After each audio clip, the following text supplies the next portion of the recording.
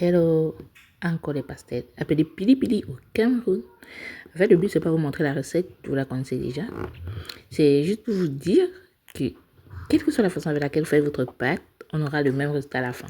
Même si c'est pas vraiment identique dans le goût, ce sera pareil.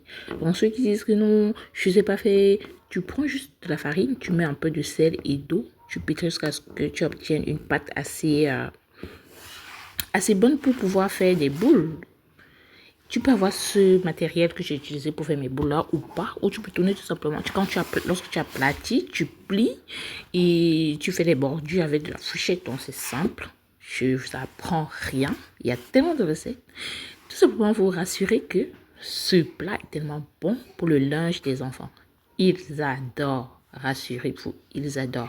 On peut avoir comme garniture du poulet, de la viande de porc, du bœuf ou des petits légumes tout simplement, genre haricots verts, carottes pour les végétariens. Avec la petite sauce piquante, oh là là. Et la mozzarella, c'est facultatif.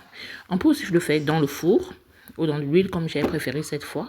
J'avais envie de ressentir ce côté un peu gras là, qui m'a un peu manqué en tout cas.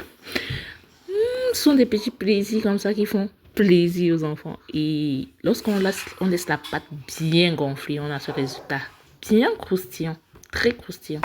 Et ça dépend de la levure que vous utilisez. Lorsque vous utilisez la levure blanche, c'est-à-dire celle qu'on utilise pour les croquettes, ça donne vraiment un côté très croustillant, très croquant là.